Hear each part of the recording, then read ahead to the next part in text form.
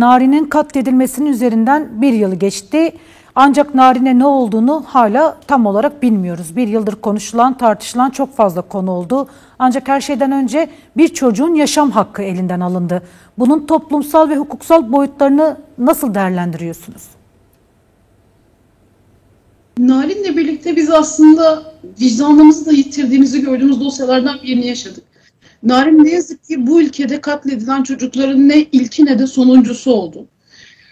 Daha fazla istismar, daha fazla şiddet, daha fazla çocuğun hayattan koparıldığını gördüğümüz bir sene yaşadık. Daha fazla kadının öldürüldüğü bir sene yaşadık. Ve bunlara dair herhangi bir çözüm önerisi ya da bir çözüm girişimi var mıydı iktidarın? Yoktu. Narin bu süreçle birlikte bize şunu öğretti ve şunu gösterdi.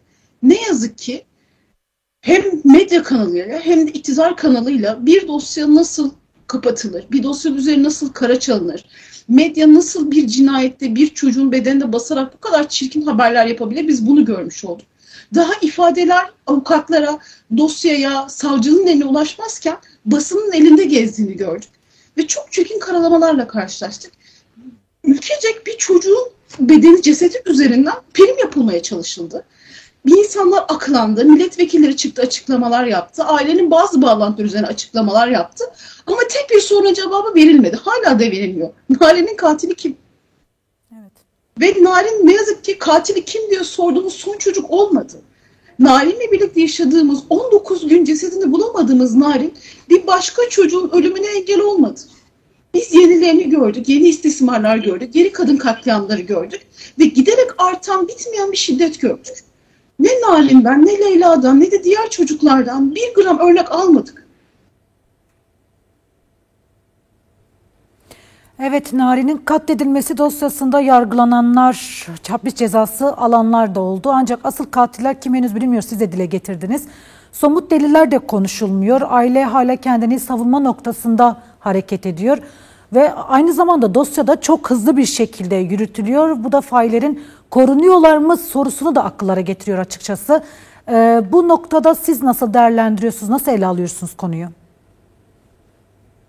Son birkaç haftadır konuştuğumuz ülkedeki bu sahte evrak skandalları, sahte diploma skandalları, ülkenin devam eden gidişatı, her hafta artan kadın cinayetleri, önümüzdeki yargı süreçleri. Daha birkaç hafta önce bir karar yayınlandı. Sizler de haberini yaptınız.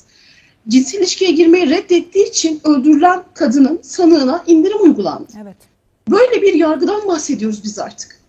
Bu yargıdan ya da bu sistemden, bu düzenin kendisinden Narin'in katillerinin sorgulamasını zaten artık beklemiyoruz. Ne yazık ki buraya dair bir çözüm yaratmadılar. Yani mahkeme kararında da şer var zaten, yeterli inceleme yapılmadığına dair. Dosya en başından beri, cinayetin en başından beri zaten yeterli özen gösterilmediği gibi bir şekilde üstü kapatılsın diye biraz önce de söyledim. Basın ayağıyla, kötü medya ayağıyla, bütün basını buna dahil etmiyorum. Bu işi sizler gibi birçok basın organı tarafından gerçekten çok şerefli şekilde yapanlar insanlar vardı.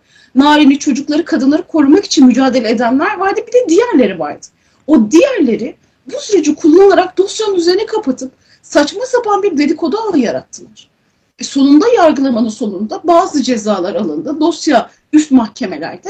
Ama gerçekten toplum vicdanında evet budur, adalet sağlanmıştır, gerçeğe ulaşılmıştır denilen bir karar verilemedi, bir yargılama yapılamadı.